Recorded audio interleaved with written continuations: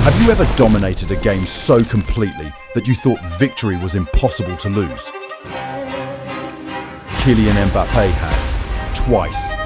December 18th, 2022. The World Cup final. Mbappé scores a hat-trick. France loses.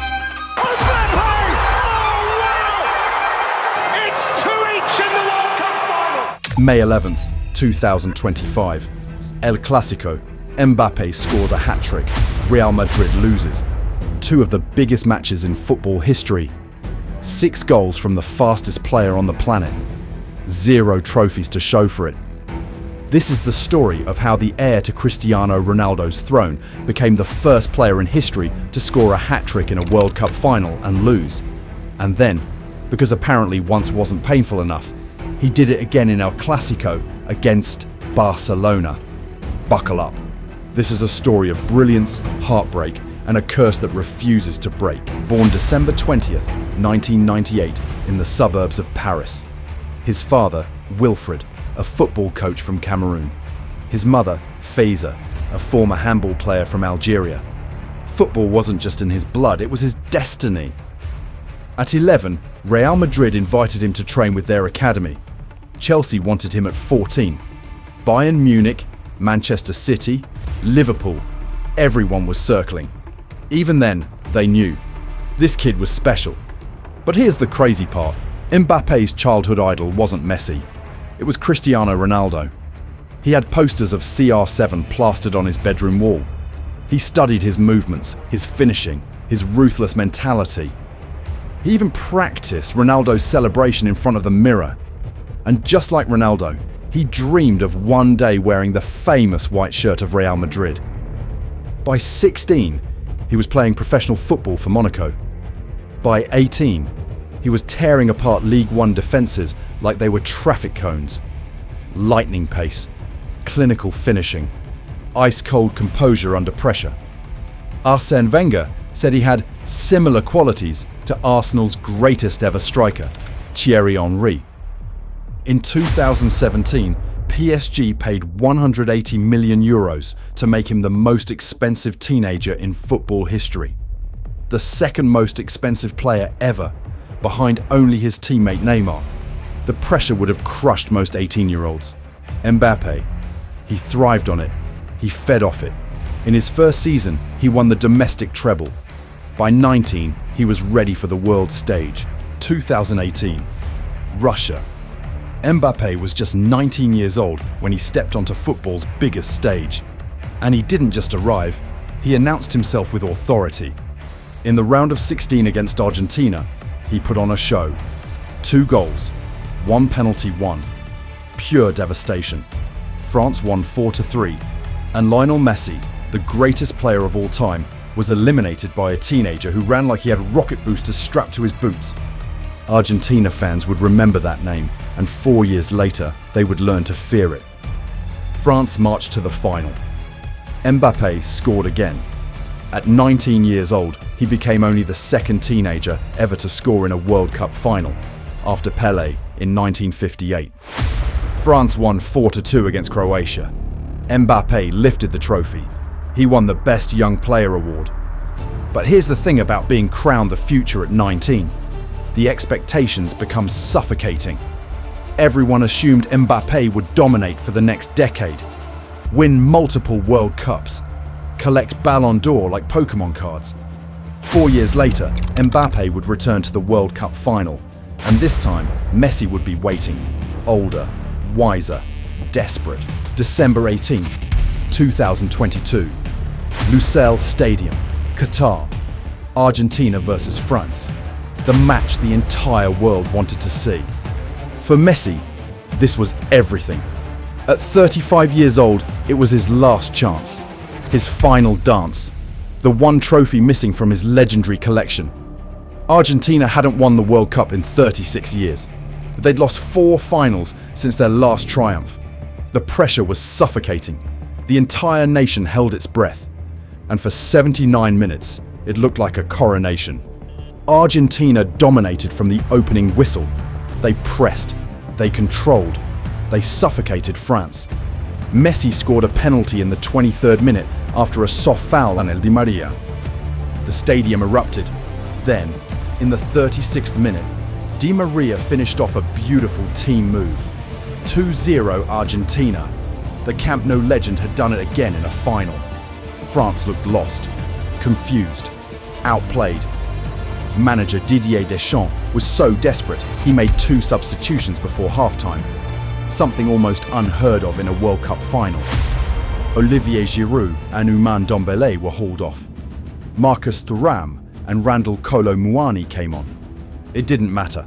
Argentina kept coming. At halftime, France had 0 shots on target. 0. Not a single attempt. It was embarrassing. The second half continued the same way. Argentina peppered Hugo Lloris's goal. France couldn't get out of their own half. By the 70th minute, Argentina fans were already celebrating. Messi's name echoed around the stadium like a prayer. The trophy was theirs. The curse was broken. But they forgot about one man. The man who had haunted them 4 years earlier. Kylian Mbappé. 79th minute. Mbappé sends a ball through to Randal Kolo Muani. The substitute bursts into the box. Nicolas Otamendi, Argentina's experienced centre-back, panics.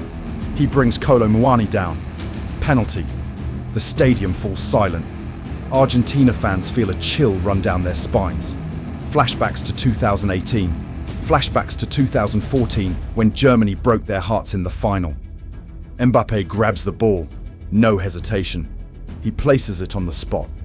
Emiliano Martinez, Argentina's penalty specialist, the man who saved 3 penalties in the Copa America final, tries his mind games, staring, talking, bouncing on the line. Mbappé doesn't even look at him. He runs up, strikes it low, hard. Martinez dives the right way, gets a hand to it, but the shot is too powerful, too fast, too perfect. Goal. 2-1.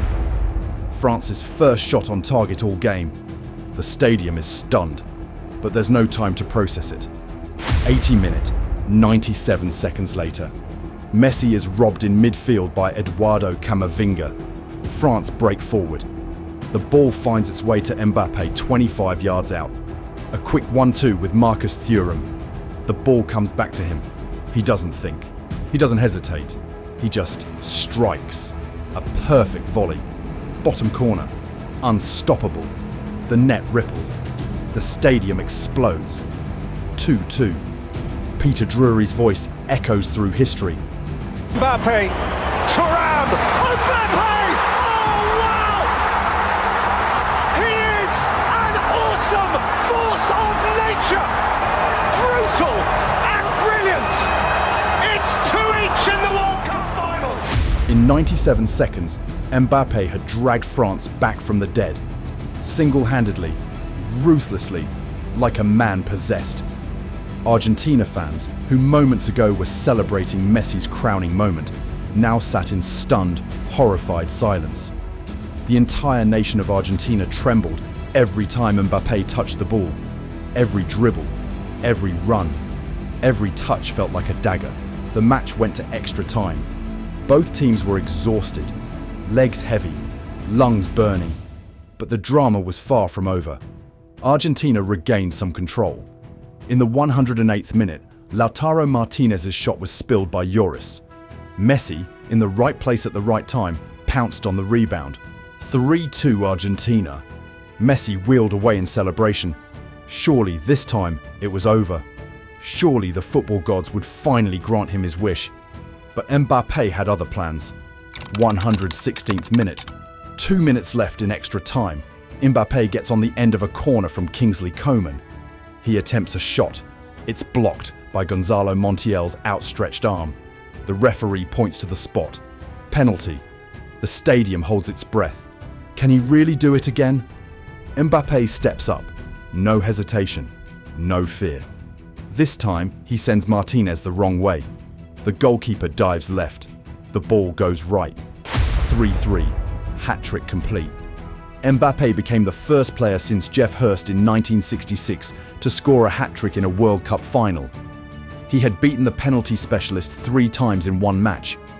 He had single-handedly kept France alive against all odds. The final minutes were chaos. Mbappe kept driving forward, desperate to win it. In the 119th minute, Kolo Muani found himself one-on-one with Martinez.